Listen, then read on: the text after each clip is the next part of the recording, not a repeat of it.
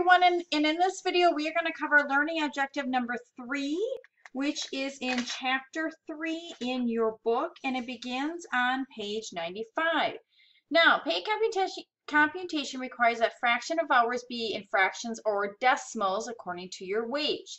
Payroll accountants must know how to convert the fraction of hours. Now, as you know, many accountants use a payroll program that will do that calculation for you, but it is still important for everyone to understand how that is calculated. So an example would be if an employee works 30 minutes, then the computation for pay purposes would be 30 minutes divided by 60 minutes in an hour would be half an hour.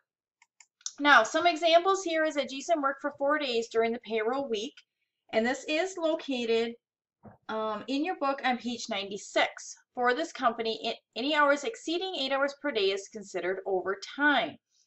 As you notice, Monday was a regular day. Tuesday, they worked overtime 0.75. Wednesday was 0.7 or 7 hours. Thursday was 9.5, so it's regular hours plus overtime hours. And Friday was a sick day. Now, Jason's gross pay will have 38.5 hours of regular pay.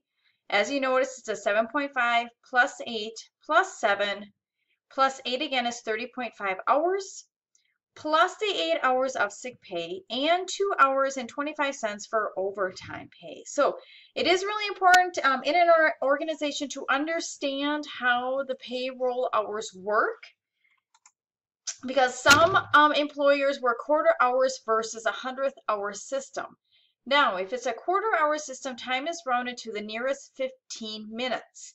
An example of a quarter hour, they clock in at 8.03, they clock out for lunch at 12.24, they clock back in from lunch at 1 o'clock at 1:30, and they punch out at 4:56 for a total of 8 hours. They would do the same for the next day. Note that the quarter-hour rounding results in 8 hours each day. Okay, so it's the nearest 15 minutes. Now, if it's a 100th hour system, we divide the hour into 100th increments.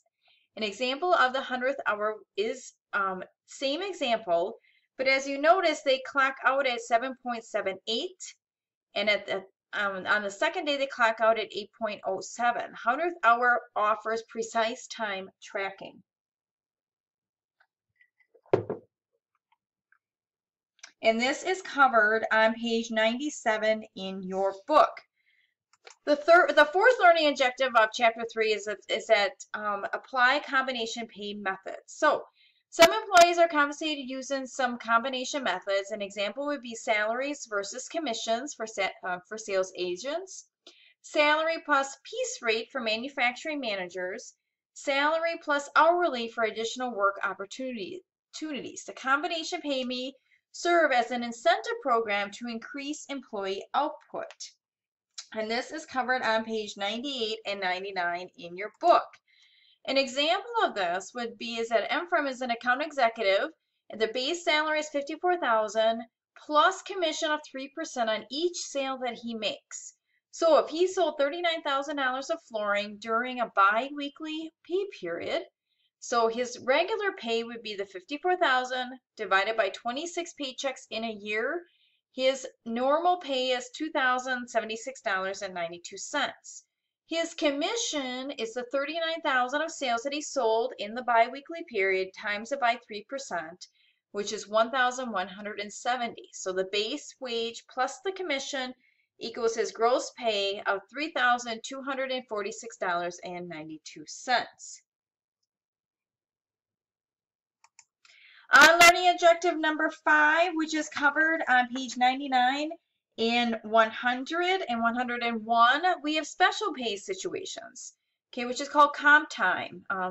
This is mandatory for public employees as an alternative to pay overtime. This is mostly for government employees.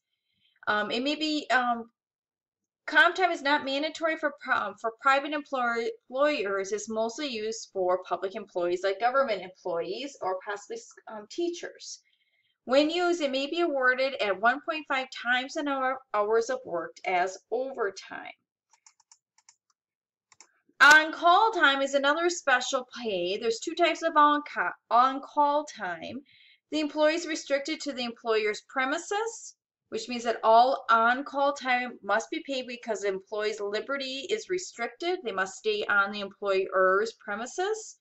The second type is the employee is not restricted at the employer's premises. That means compensation is not required because the employee's liberty is not restricted. That means that they're on call while they are at home.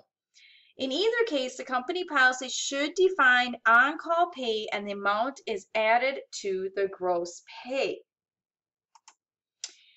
The third type is on page 101 in your book. This is travel time when the employee travels to a business site. The wait time, the employee must wait as part of their job description. Sleep time, the employee works 24-hour shifts and must receive 5 hours of paid sleep time during the shift. This is mostly for doctors or people in the medical field. And in each case, the employee must be acting into the employer's benefits. So keep those in mind. These are very great rules to keep handy when you start working through the exercises for Chapter 3. All right, sub-minimum wage pay, specific employee classes must receive less than minimum wage. All right, so these are workers that are under the age of 20, may receive $4.25 per hour during the first 90 days of employment. Okay, these are workers under the age of 20, and this is on page 101 in your book. Employer must attain a certificate to pay disabled workers less than the minimum wage. Full-time students working in retail, agriculture, or further school may receive 85% of the minimum wage, and students in vocational programs may receive 75% of the minimum wage. Remember, gross pay is the amount earned prior to any deductions. Okay, that is the amount that you earn prior to any of your tax deductions or voluntary deductions.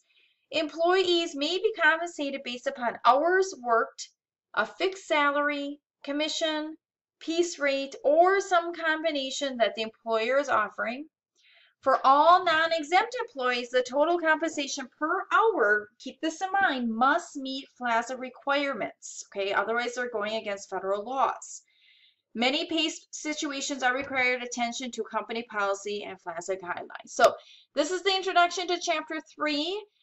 In the next video that I will be covering, I will be going through some exercises to put these learning objectives into practice. Thank you.